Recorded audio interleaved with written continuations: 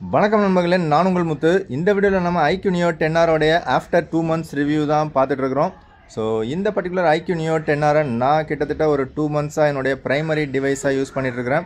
So after 2 months review தான் இப்போ நீங்கள் பார்த்துட்றீங்க.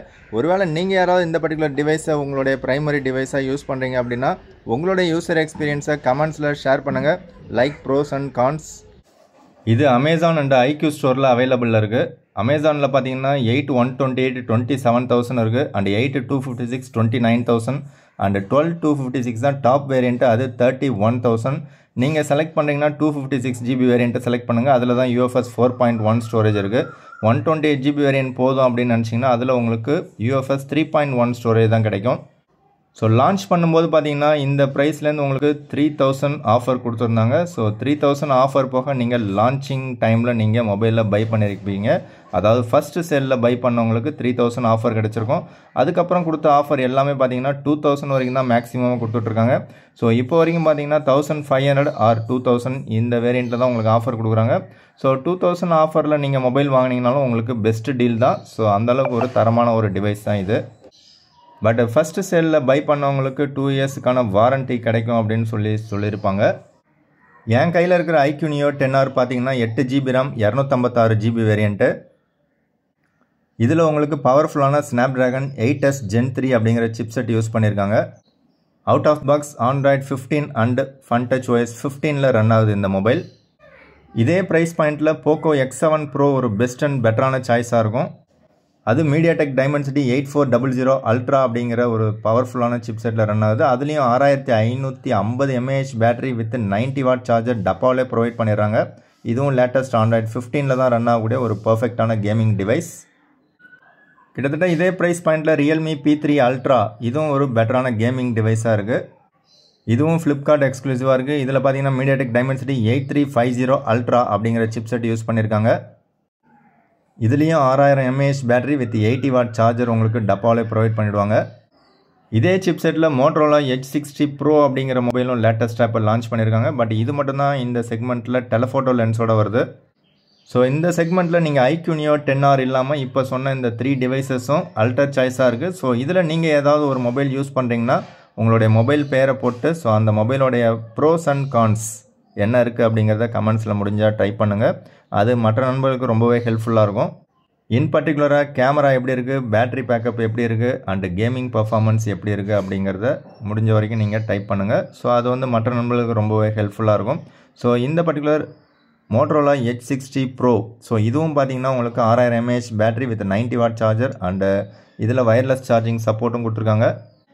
ஸோ இதுலேயும் அதே MediaTek Dimensity 8350 அப்படிங்கிற சிப்செட் தான் யூஸ் பண்ணியிருக்காங்க. ஓகே, இப்போ நம்ம iQ Neo 10Rக்கு வருவோம். ஸோ இந்த iQ Neo 10R பார்த்தீங்கன்னா லுக்ஸ் அண்ட் டிசைன் பார்த்தீங்கன்னா நமக்கு iQ 12 எப்படி இருக்கோ சிமிலர் டு iQ 12 மாதிரியே தான் இருக்குது. ஸோ HSL iQ 12 எப்படி இருக்குமோ அதே மாதிரி தான் இருக்குது. ஸோ அதில் வந்து உங்களுக்கு டெலஃபோட்டோ லென்ஸ் இருக்கும், பட் இதில் வந்து டெலஃபோட்டோ லென்ஸ் கிடையாது.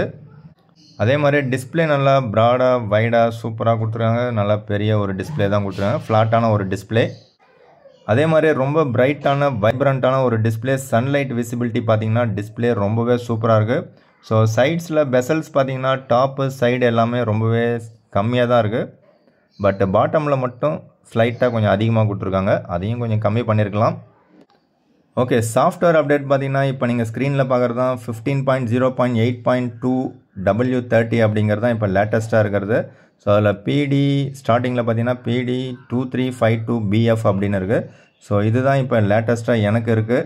ஸோ இந்த அப்டேட்டு ஒரு சில பேருக்கு வேரியேஷன்ஸ் இருக்கலாம். இது வந்து எனக்கு ட்ரையல் வெர்ஷனில் நான் வந்து கொடுத்த அப்டேட்டு. ஸோ இதில் வெர்ஷன் ட்ரையல்னு ஒன்று இருக்கும். ஸோ அதில் வந்து நமக்கு அப்டேட் காமிச்சதுன்னா அதுலேயும் நம்ம கொடுக்கலாம்.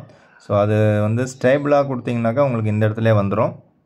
ஸோ என் கையில் இருக்கிற மொபைலுக்கு பார்த்தீங்கன்னா Android security patch April month வரைக்கும் தான் கிடச்சிருக்கு. ஒரு சில பேருக்கு மே மந்த்துக்கு கிடச்சிருக்கலாம், பட் எனக்கு கிடைக்கல. ஏப்ரல் மந்த்து தான் எனக்கு ரன் ஆகிட்டுருக்குது. ஸோ என் மொபைலில் கடைசியாக கொடுத்த அப்டேட்டில் என்ன இருக்குதுன்னு பார்த்தீங்கன்னா சிஸ்டம் சொல்லியிருக்காங்க. அதில் பார்த்தீங்கன்னா ஆப்டிமைஸ்டு சிஸ்டம் ஸ்டெபிலிட்டி அப்படின்னு சொல்லியிருக்காங்க. அண்டு நெக்ஸ்ட்டு பார்த்தீங்கன்னா நெட்வொர்க்கு, அந்த நெட்வொர்க்கும் ஆப்டிமைஸ்டு நெட்வொர்க்கு அப்படிங்கிறதையும் போட்டிருக்காங்க. அடாப்டபிலிட்டி அண்டு ஸ்டெபிலிட்டி அப்படின்னு போட்டிருக்காங்க. ஸோ அது வந்து எனக்கு கொஞ்சம் நெட்வொர்க்கு நல்லா அடாப்டபிலிட்டி அண்டு ஸ்டெபிலிட்டி கொடுத்தாங்களான்னு கேட்டிங்கன்னா கொடுக்கல. ஸோ எதுக்கு இம்பார்ட்டன்ஸ் கொடுத்து ஒரு அப்டேட் கொடுக்குறாங்களோ அதை வந்து அதில் கை வைக்கிற மாதிரி எனக்கு ஒரு ஃபீல் இருக்குது. ஸோ இது எதை வச்சு பேஸ் பண்ணி சொல்கிறோம் அப்படின்னு பார்த்தீங்கன்னா, ஃபஸ்ட்டு அந்த நெட்வொர்க் நல்லா இருக்கணும் அப்படிங்கிறதுனால நான் அந்த அப்டேட் கொடுத்தேன். 5G plus 5G double plus எப்படி காமிச்சாலுமே சம்டைம்ஸு எங்கள் வீட்டிலே பார்த்தீங்கன்னா அந்த ஜிபே வந்து ஒர்க் ஆக மாட்டேது. ஜிபே ஒர்க் ஆகிற அளவுக்கு கூட எனக்கு அது பர்ஃபார்மன்ஸு சரியாக வேலை செய்யலை. அந்த நெட்வொர்க் அடாப்டபிலிட்டி அண்டு ஸ்டெபிலிட்டி அப்படிங்கிறது அதில் ஏதோ சம்திங் மாற்றிருக்காங்கன்னு தான் எனக்கு தோணுது. ஸோ அது வந்து ஜிபே நான் அவசரமாக யாருக்காவது பண்ணணுன்னா வேறு யார்கிட்ட இருந்தாலும் நெட்டை நான் வந்து ஹாட்ஸ்பாட் அவங்கள ஆன் பண்ண சொல்லிட்டு நான் வைஃபை ஆன் பண்ணி அதன் மூலயமா தான் நான் வந்து நெட்டு யூஸ் பண்ணுறேன். ஸோ அந்த மாதிரி சுச்சுவேஷன் நான் ஒரு 2-3 டைம்ஸ் ஃபேஸ் பண்ணிட்டேன்.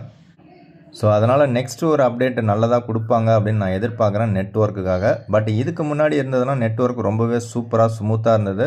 அந்தளவுக்கு மோசமாக இருக்கான்னு கேட்டிங்கன்னா அதெல்லாம் கிடையாது. எனக்கு யூடியூப் ஒர்க் ஆகுது, அதே மாதிரி எஃப்எம் ஒரு தேர்ட் பார்ட்டி ஆப்பில் எஃப்எம் ஒர்க் ஆகுது, அண்டு ஃப்ளிப்கார்ட் அமேசான் இதெல்லாம் கூட ஒர்க் ஆகுது. பட்டு பேடிஎம் கூகுள் பே இந்த மாதிரி ஆப்பில் போகும்போது நெட்வொர்க்கு நாட் அவைலபிள் அப்படின்னு சொல்லியே வருது. ஸோ இந்த மாதிரி நெட்வொர்க்கில் நீங்கள் ஏதாவது ஃபேஸ் பண்ணியிருக்கீங்களா அப்படிங்கிறத கமெண்ட்ஸில் சொல்லுங்கள். இது எப்போவுமே கிடையாது, எப்போவாவது ஒரு டைம் வேணால் உங்களுக்கு நடந்திருக்கலாம், பட் நடக்காமலும் இருக்கலாம்.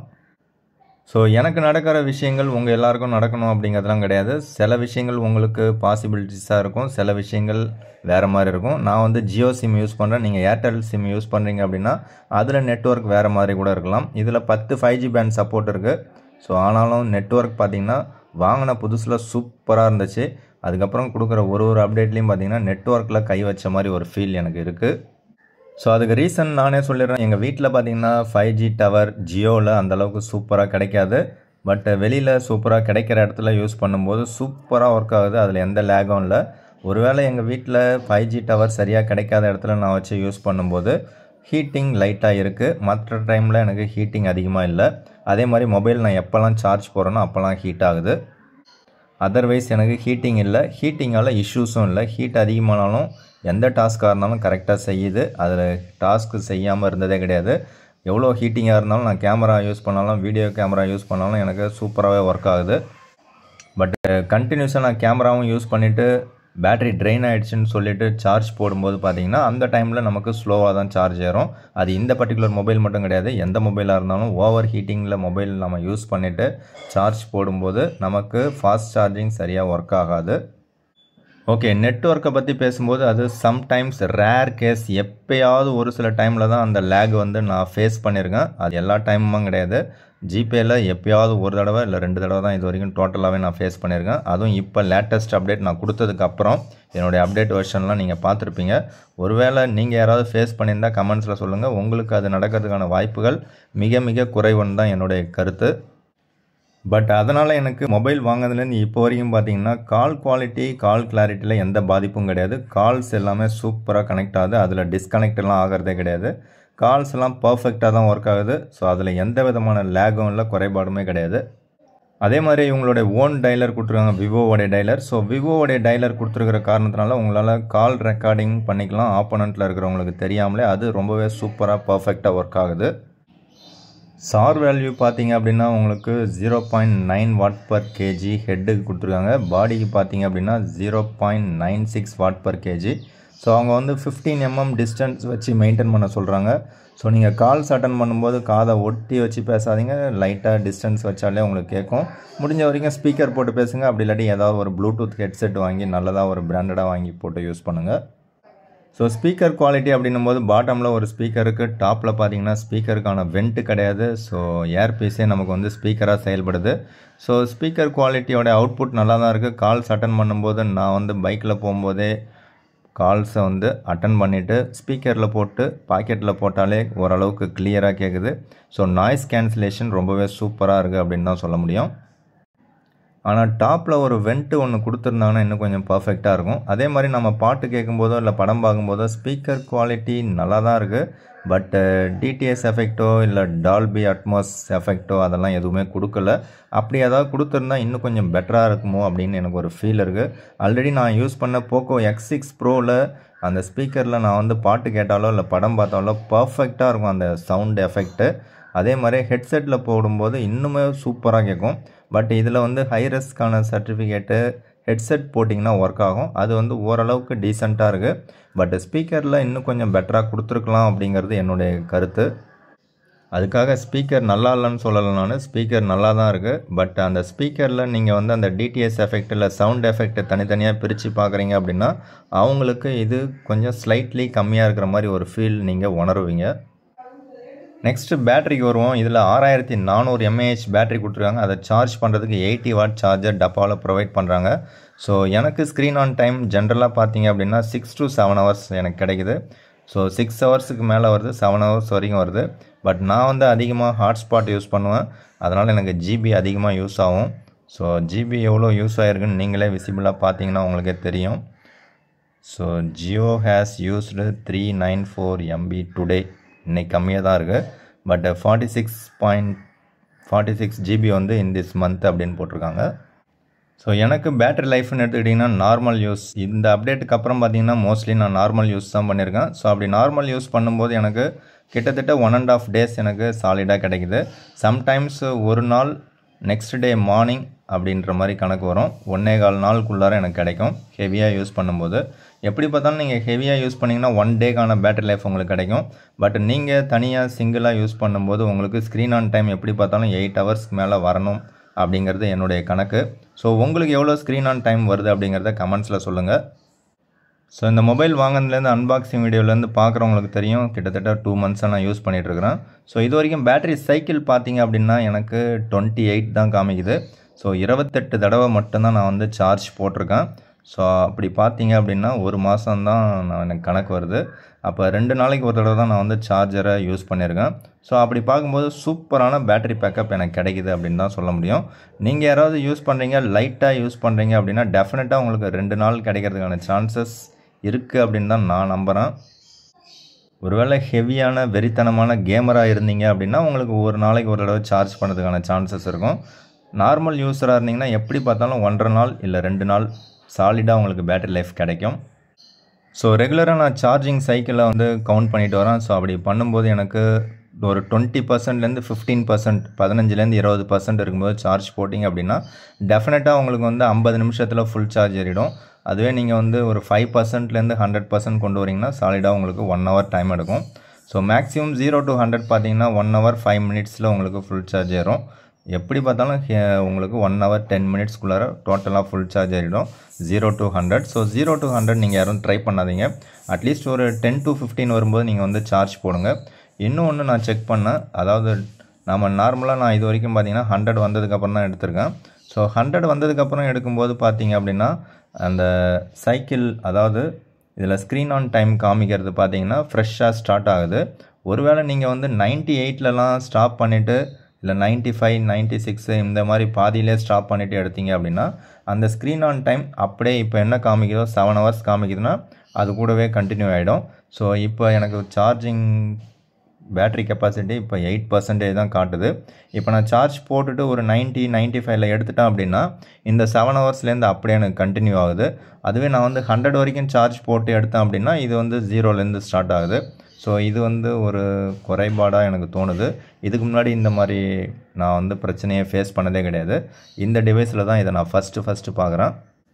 ஸோ இதுக்கு முன்னாடி நான் யூஸ் பண்ண விவோ T3 Pro அதை யூஸ் பண்ணும்போது கூட above 90ல் நான் வந்து சார்ஜரை விட்டு ரிமூவ் பண்ணேன்னா எனக்கு ஆட்டோமேட்டிக்காக இந்த இடத்துல பார்த்தீங்க அப்படின்னா அகைன் 0லேருந்து தான் ஸ்டார்ட் ஆகும். பட் இதில் நான் 90%ல் சார்ஜரை விட்டு ரிமூவ் பண்ணேன்னா இப்போ 7 hours 57 minutes காமிக்குதுன்னா இதுலேருந்தே அப்படியே கண்டினியூ ஆகுது ஸ்க்ரீன் ஆன் டைம். இது வந்து கரெக்டான ப்ராசஸிங் இல்லை. ஸோ அதில் ஏதோ ஒரு லேக் இருக்குன்னு தான் எனக்கு தோணுது. ஒருவேளை இது அப்டேட்டில் ஏதாவது புதுசாக லேக் கொடுத்தாங்களான்னு தெரியல. நான் இப்போ லாஸ்ட் டைம் தான் இப்போ செக் பண்ணேன், ஆஃப்டர் அப்டேட்டுக்கு அப்புறம் தான் இதை ஒரு தடவை தான் செக் பண்ணியிருக்கேன். அதாவது அந்த ஒரு தடவை மட்டும் தான் நான் வந்து 100 வரைக்கும் சார்ஜ் போடாமல் கொஞ்சம் பிஃபோராகவே கட் பண்ணி எடுத்துகிட்டு செக் பண்ணி பார்த்தேன். ஸோ எதுக்காக பேட்டரியை பற்றி இவ்வளோ நேரம் பேசுகிறோம் அப்படின்னா இன்றைக்கி வந்து எல்லா மொபைலுமே பேட்டரி கெப்பாசிட்டி அதிகமாக இருக்குது. அதுவும் சிலிக்கன் கார்பன் டெக்னாலஜி. இது வந்து லித்தியம் அயான் பேட்டரி தான். இருந்தாலும் வெயிட் பார்த்திங்கன்னா 196 கிராம் தான் வெயிட் இருக்குது. ஸோ வெயிட்லெஸ்ஸாகவும் உங்களுக்கு மொபைல் இருக்குது அண்டு ஒரு சூப்பரான கேமிங் டிவைஸாகவும் இருக்குது. ஒரு ப்ராசஸரும் சூப்பராக இருக்குது. ஸோ அப்படி பார்க்கும்போது உங்களுக்கு பேட்டரி பேக்கப் எப்படி பார்த்தாலும் 1.5 நாள் உங்களுக்கு நார்மல் யூஸில் வருது அப்படின்னா இது வந்து பெஸ்ட் டிவைஸ் அப்படின்னு தான் என்னால் சொல்ல முடியும். ஸோ நெக்ஸ்ட்டு வந்து கேமிங் டிபார்ட்மெண்ட்டை பொறுத்த வரைக்கும் நான் கேம் ப்ளே பண்ணுறதில்ல. கேம் ப்ளே பண்ணுறதுக்கான டைமும் எனக்கு கிடைக்கிறதில்ல. எப்பயாச்சும் நான் வந்து ஆஸ்பால்ட் வேணால் கேம் ப்ளே பண்ணுவேன். பட் அதுக்கும் எனக்கு இப்போ டைம் கிடைக்கிறதில்ல. ஸோ அதனால் நீங்கள் யாராவது கேம் ப்ளே பண்ணுறீங்க அப்படின்னா, இல்லை ஹெவியான கேமர்ஸ் நிறைய பேர் ஆல்ரெடி கமெண்ட்ஸில் சொல்லியிருக்கீங்க. ஸோ அந்த மாதிரி ஹெவியான கேமர்ஸ் நீங்கள் யூஸ் பண்ணுறீங்க அப்படின்னா உங்களுக்கு ஸ்க்ரீன் ஆன் டைம் எவ்வளோ வருது, நீங்கள் 1 டேக்கு 1 டைம் பேட்டரி சார்ஜ் பண்ணுறீங்களா, இல்லை 1.5 days வருதா, இல்லை ஒரு நாளைக்கே 2 தடவை யாராவது சார்ஜ் போட்டிருக்கீங்களா அப்படிங்கிறதையும் கமெண்ட்ஸில் சொல்லுங்கள். அது மற்ற நண்பர்களுக்கு ரொம்பவே ஹெல்ப்ஃபுல்லாக இருக்கும். ஸோ அதே மாதிரி கேமிங் எக்ஸ்பீரியன்ஸ் பார்த்திங்க அப்படின்னா ஒரு பெட்டரான கேமிங் எக்ஸ்பீரியன்ஸ் கிடச்சிருக்குன்னு ஆல்ரெடி நிறைய நண்பர்கள் வந்து ஷேர் பண்ணியிருக்கீங்க. ஸோ ஷேர் பண்ண அத்தனை நண்பர்களுக்கும் நன்றியை தெரிவித்துக் கொள்கிறேன். ஸோ எப்படி பார்த்தாலும் ஒரு கேமிங்கான ஒரு டிவைஸ் வாங்குறீங்க, 25,000லேருந்து 30,000க்குள்ளே வாங்குறீங்கன்னா IQ Neo 10R தான் வந்து இப்போதைக்கு பெஸ்ட் சாய்ஸ் அப்படிங்கிறது என்னுடைய கணக்கு. உங்களுக்கு UI வேணால் ஃபன்டச் OSல ஒரு சில குறைபாடுகள் வேணால் இருக்கலாம். இதில் அந்த வால்யூம் கண்ட்ரோல்லாம் இல்லாமல் இருக்கலாம். ஸோ ஒரு சிலது வேணால் லேகிங் இருக்கலாம். பட் கேமிங்க்கு ரொம்பவே பர்ஃபெக்டாக இருக்குது. டிஸ்பிளே சூப்பராக இருக்குது. ஸ்பீக்கர் குவாலிட்டியும் நல்லா தான் இருக்குது. அண்டு பேட்டரி பேக்கப்பும் சூப்பராகவே இருக்குது. ஸோ ஃபைனலாக கேமராவுக்கு வருவோம். ஸோ கேமராவுக்கு இப்போ இந்த செக்மெண்ட்டில் ஆல்ரெடி நான் சொன்ன டிவைசஸ் நீங்கள் பார்த்துருப்பீங்க, ஒரு 2-3 டிவைசஸ்ஸு. அதோட கம்பேர் பண்ணும்போது எனக்கு என்னவோ இந்த IQ Neo 10R best camera மொபைலாக இருக்கிற மாதிரி எனக்கு தோணுது. ஸோ ரியரில் இருக்கக்கூடிய 50 MP மெயின் கேமரா டே லைட்டில் சூப்பராக பர்ஃபார்ம் பண்ணுது. 8 MP அல்ட்ரா வைடு சுமாராக தான் இருக்குது. அண்ட் 32 MP செல்ஃபி கேமரா நல்ல லைட்டிங் கண்டிஷனில் சூப்பராக இருக்குது. லைட்டிங் கொஞ்சம் சரியில்லை அப்படின்னாக்கா லோ லைட்டில் உங்களுக்கு அந்த அளவுக்கு எதிர்பார்க்க முடியாது. இருந்தாலும் ப்ராசஸிங் ஓரளவுக்கு நல்லாவே பண்ணுது. ஸோ நீங்கள் கேமராக்காக ஒரு மொபைல் வாங்குறீங்க அப்படின்னா டெஃபினட்டாக இந்த மொபைலை நீங்கள் தாராளமாக செலக்ட் பண்ணலாம். ஸோ இப்போ வரைக்கும் இத்தனை அப்டேட் கொடுத்ததுக்கப்புறமும் கேமராவோடைய பர்ஃபார்மன்ஸு சூப்பராகவே இருக்குது. செல்ஃபி கேமராவும் சூப்பராக இருக்குது. அண்டு ரியர் கேமராவும் சூப்பராகவே இருக்குது. ஒருவேளை உங்களுக்கு பர்ஃபார்மன்ஸில் ட்ராப் ஆகாமல் இருக்கணும் அப்படின்னா நீங்கள் மொபைல் வாங்குறீங்க அப்படின்னா வாங்கின உடனே ஒரே ஒரு அப்டேட் மட்டும் வேணால் கொடுங்க. ஸோ அந்த ஒரு அப்டேட் எதுக்குன்னு பார்த்தீங்கன்னா, ஒரு சிலது நீங்கள் இன்ஸ்டால் பண்ணுறதுக்கு முன்னாடி, எந்த ஆப்பும் இன்ஸ்டால் பண்ணுறதுக்கு முன்னாடியே நீங்கள் வந்து அப்டேட் கொடுத்துட்டீங்க அப்படின்னா உங்கள் மொபைல் வந்து அதுக்கு தகுந்த மாதிரி செட் ஆகிடும். ஸோ அதனால் நீங்கள் ஃபஸ்ட் டைம் நீங்கள் மொபைல் வாங்குறீங்கன்னா ஒரு தடவை மட்டும் வேணால் அப்டேட் கொடுங்க. அதுக்கப்புறம் அப்டேட் கொடுக்காதீங்க. எனக்கு தெரிஞ்சு அப்டேட் கொடுக்காமலே யூஸ் பண்ணலாம் அப்படிங்கிறது தான் என்னுடைய கருத்து. பட் ஹெவி கேமராக இருந்தீங்கன்னா கேமிங்காக ஒரு சில சப்போர்ட்ஸ்லாம் வந்து அப்டேட்ஸில் தான் கொடுப்பாங்க. ஸோ அந்த மாதிரி பார்த்தீங்க அப்படின்னா நீங்கள் ஒரே ஒரு அப்டேட் மட்டும் கொடுத்துங்க. அதர்வைஸ் நீங்கள் கேமராக்காக இந்த மொபைல் வாங்குறீங்க அப்படின்னா அப்டேட் கொடுக்காம அப்படியே நீங்கள் யூஸ் பண்ணலாம். ஸோ கேமரா ரொம்பவே சூப்பராகவே இருக்கும். ஸோ அதுலேயும் இந்த மாதிரி ஃபோக்கஸிங் இப்போ இன்றைக்கி காலையில் தான் செக் பண்ணும்போது பார்த்தீங்கன்னா கொஞ்சம் 2xல தான் ஷூட் பண்ணியிருக்கேன். ஸோ 2xல ஷூட் பண்ணும்போது பார்த்தீங்கன்னா இந்த கேமரா சூப்பராகவே ஃபோக்கஸ் பண்ணுது. நல்லாவே ஷார்ப்பரான ஒரு இமேஜ் அவுட்புட் தான் கிடைக்குது. டைனமிக் ரேஞ்ச் ஓகேவாக தான் இருக்குது. பட் இந்த ப்ரைஸ் பாயிண்டில் இந்த கேமரா எனக்கு இன்னும் கொஞ்சம் பர்ஃபெக்டாக இருக்கிற மாதிரி ஒரு ஃபீல் தான் இருக்குது. கேமரா சென்சார் இன்னும் கொஞ்சம் நல்லதாக கொடுத்துருக்கலாம். பட் இருந்தாலும் இந்த கேமரா சென்சார் ஓரளவுக்கு நல்லாவே பர்ஃபார்ம் பண்ணுது. இதில் இருக்கக்கூடிய ப்ராசஸர் வச்சு தான் நமக்கு கேமராவும் ப்ராசஸ் பண்ணும். ஸோ அப்படி இருக்கும்போது உங்களுக்கு பவர்ஃபுல்லான Snapdragon 8s Gen 3 இருக்கிறதுனால கேமரா கொஞ்சம் அல்டிமேட்டாகவே இருக்குது டே லைட் கண்டிஷன்ஸில். ஸோ இதே ஸ்னாப்பை நான் வந்து Honor 200ல் எடுத்து செக் பண்ணும்போது பார்த்தீங்க அப்படின்னா அதில் வந்து எனக்கு டேப் டு ஃபோக்கஸ் தான் கரெக்டாக ஒர்க் ஆகுது. அதாவது இது நான் டேப் பண்ணாமல் ஷூட் பண்ணும்போது எனக்கு இந்த ஃப்ளவரில் பார்த்தீங்கன்னா ஒரு சூப்பரான அவுட்புட் கிடச்சிருக்கு. பட் அதில் பார்த்தீங்கன்னா ஃப்ளவரை விட்டுட்டு பேக்ரவுண்ட் ஃபுல்லாகவே ஃபோக்கஸ் பண்ணிடுச்சு. ஸோ திரும்ப நான் செக் பண்ணும்போது அதை டேப் பண்ணி ஷூட் பண்ணும்போது எனக்கு கரெக்டான அவுட்புட் Honorல கிடச்சிது. பட் IQவில் எனக்கு ரொம்பவே பர்ஃபெக்டாக கிடச்சிருக்கு. அதே மாதிரி போர்ட்ரேட் மோடும் பார்த்திங்கன்னா ரொம்பவே பர்ஃபெக்டாக ஒர்க் ஆகுது. போத் ரியர் அண்டு செல்ஃபிக்கு பார்த்திங்கன்னா 32 MPக்கான செல்ஃபி கேமரா கொடுத்துருக்காங்க. அதுவும் நல்லா தான் இருக்குது. ஸோ போர்ட்ரேட் மோடில் ஓரளவுக்கு பெட்டரான பர்ஃபார்மன்ஸ் கிடைக்குது. நார்மல் ஷூட்டில் ஓரளவுக்கு ஆவரேஜாக தான் இருக்குது. ஸோ போர்ட்ரேட் ஃபோட்டோஸு எனக்கு தெரிஞ்சு நல்லாயிருக்கு. ஸோ 25,000லேருந்து ஒரு 27,000 இந்த செக்மெண்ட்டில் எடுத்துக்கிட்டிங்க அப்படின்னா உங்களுக்கு பெஸ்ட்டு கேமரா டிவைஸாக இருக்கும். பட் டெலஃபோட்டோ லென்ஸ் இதில் கிடையாது. So low light and night டைமில் நமக்கு செல்ஃபி கேமரா அந்தளவுக்கு சூப்பராக இல்லை. ரியர் கேமரா ஓரளவுக்கு ஓகேவாக இருக்குது. அதாவது செல்ஃபி கேமரா எப்படி இருக்குதுன்னு பார்த்தீங்கன்னா நல்லா தான் இருக்குது. பட் சம்டைம்ஸ் பார்த்தீங்கன்னா ஃபேஸ் வந்து எனக்கு கிளியராக இல்லை. அதாவது டே லைட்டில் எடுக்கிற கண்டிஷனுக்கு லோ லைட்டில் எனக்கு செல்ஃபி சூப்பராக இல்லை, ஆவரேஜாக தான் இருக்குது. ஆனால் இந்த ப்ரைஸ் பாயிண்டில் மற்ற மொபைலோட கம்பேர் பண்ணும்போது இது வந்து பெஸ்ட்டாக பர்ஃபார்ம் பண்ணுது. அதில் இது வந்து ஓகே அப்படின்னு தான் சொல்ல முடியும். ஸோ கேமிங்காக நீங்கள் ஒரு மொபைல் வாங்குறீங்கன்னா கேமரா சுமாராக தான் இருக்கும். பட் இந்த பர்டிகுலர் டிவைஸில் கேமராவும் ஒரு பர்ஃபெக்டாக ஒர்க் ஆகுதுனால இது ஒரு பெஸ்ட் ஆல்ரவுண்டர்னு எனக்கு தோணுது. ஸோ நெக்ஸ்ட் பார்த்தீங்கன்னா IQ Neo 10 வரப்போகுது. அது மட்டும் இல்லாமல் Realme GT 7 அண்டு 7T வரப்போகுது. எல்லாமே பார்த்தீங்கன்னா இதை விட ப்ரைஸ் அதிகமாக தான் இருக்கும். ஸோ எனக்கு தெரிஞ்சு இந்த IQ Neo 10R தான் பெஸ்ட்டு ப்ரைஸில் லான்ச் பண்ணியிருக்காங்கன்னு எனக்கு தோணுது. வீடியோவை பொறுத்த வரைக்கும் ரியரில் பார்த்தீங்கன்னா 4K 60 FPSல மேக்ஸிமமாக நீங்கள் வீடியோ ஷூட் பண்ணிக்கலாம். அதோட அவுட்புட் பார்த்தீங்கன்னா பிரமாதமாக இருக்குது. அதுவே செல்ஃபியை பொறுத்த வரைக்கும் உங்களுக்கு 4K 30 FPSல வீடியோ ஷூட் பண்ணிக்கலாம். அதில் பார்த்தீங்க அப்படின்னா செல்ஃபியை சைட்ஸ் எல்லாமே ரொம்பவே க்ராப் பண்ணுற மாதிரி ஒரு ஃபீல் எனக்கு இருக்குது. ஸோ இன்னும் கொஞ்சம் வைடாக கொடுத்துருக்கலாமோன்னு தோணுது. 32 MP சென்சார் கொடுத்துருக்காங்க. இன்னும் கொஞ்சம் வைடான ஒரு கேமரா செட்டப் கொடுத்துருக்கலாம். ஆனால் க்ராப் பண்ணுற மாதிரி கொடுத்தாலும் ஸ்டெபிலிட்டி அந்த அளவுக்கு சூப்பராக இல்லை செல்ஃபியில் 4K வீடியோ. எந்த ஆப் ஓப்பன் பண்ணிங்கனாலும் உங்களுக்கு சூப்பர் ஃபாஸ்ட்டாக அல்ட்ரா ஃபாஸ்ட்டாக ஓப்பன் ஆகுது. அதில் இது வரைக்கும் லேகே கிடையாது. எவ்வளோ தான் ஹீட்டான சுச்சுவேஷனில் நீங்கள் ஹாட்ஸ்பாட் யூஸ் பண்ணி ஓவர் ஹீட்டில் இருக்கும்போது நீங்கள் ஓப்பன் பண்ணிங்கனாலும் எல்லாமே டக்குன்னு ஓப்பன் ஆகும். ரேம் மேனேஜ்மெண்ட் ஓரளவுக்கு நல்லாவே இருக்குது. பட் ஒரு தடவை நீங்கள் ரீசெட் பண்ணிட்டீங்க, அதாவது மொபைலில் ஆஃப் பண்ணி ஆன் பண்ணாலோ இல்லை ரீஸ்டார்ட் பண்ணாலோ உங்களுக்கு ரேம் மேனேஜ்மெண்ட்டு ஃபுல்லாக ஸ்வாக் ஆகிடுது. பட் இது வந்து எனக்கு போக்கோ மொபைலில் அந்த மாதிரிலாம் கிடையாது. திரும்ப ரேம் மேனேஜ்மெண்ட் அப்படியே இருக்கும் போக்கோ X6 Proவில். ஸோ நான் வந்து ரீஸ்டார்ட் கொடுத்தாலும் எனக்கு திரும்பவும் வந்து போக்கோ மொபைலில் சூப்பராக எல்லாமே நான் என்னெல்லாம் பார்த்தனோ அப்படியே இருக்கும் ரேம் மேனேஜ்மெண்ட்டு. நானாக கிளியர் பண்ணால் தான் போகும். பட் இதில் பார்த்தீங்கன்னா ஒன்ஸ் நான் ரீஸ்டார்ட் கொடுத்துட்டேன் அப்படின்னா இப்போ எனக்கு என்னெல்லாம் ரேம் மேனேஜ்மெண்ட்டில் காட்டுதோ ஸோ அது ஃபுல்லாகவே எனக்கு வந்து ஸ்வாக் ஆகிடும், ஒன்று கூட இருக்காது. பட் ரேம் மேனேஜ்மெண்ட் நல்லா தான் இருக்குது, அதில் எந்த லேக்கும் இல்லை. ஸோ ஓவராலாக கன்க்ளூஷன் பார்த்தீங்கன்னா கேமிங் பொறுத்த வரைக்கும் சூப்பராக இருக்குது. பர்ஃபார்மன்ஸு டாப் நாட்சாக இருக்குது. அண்டு கேமராவும் அல்டிமேட்டாக இருக்குது. இந்த செக்மெண்ட்டில் ப்ரைஸும் உங்களுக்கு ரீசனபிளாக இருக்குது. பேட்ரி பேக்கப்பும் நல்லாயிருக்கு. ஃபாஸ்ட் சார்ஜிங்கும் நல்லாயிருக்கு. டிஸ்பிளே குவாலிட்டி ரொம்பவே பிரமாதமாக இருக்குது. ஸோ எனக்கு தெரிஞ்சு இந்த பட்ஜெட்டில், அதாவது 25 to 30K அதுக்குள்ளே ஒரு பெஸ்ட் மொபைல் வாங்குறீங்க அப்படின்னா இதுவும் one of the best choice அப்படிங்கிறது தான் என்னுடைய கணக்கு. ஸோ ஒரு பெஸ்ட் ஆல்ரவுண்டராகவும் இந்த மொபைல் தான் இருக்குது. சாய்ஸஸ் நிறையா இருக்குது. உங்களுக்கு யூஐ எது பிடிக்குமோ அந்த மொபைலை நீங்கள் பை பண்ணுங்கள். ஸோ விவோடைய ஃபன் டச் ஓஎஸோட யூஐ உங்களுக்கு பிடிச்சிருந்ததுன்னா மட்டும்தான் இந்த பர்டிகுலர் IQ Neo 10R உங்களுக்கு செட் ஆகும். ஸோ விவோ பிடிக்காது அப்படின்னா டெஃபினட்டாக இந்த மொபைல் உங்களுக்கு செட் ஆகாது. அவ்வளோதான் இந்த வீடியோ. பிடிச்சா லைக் பண்ணுங்கள். Thank you friends. Thank you for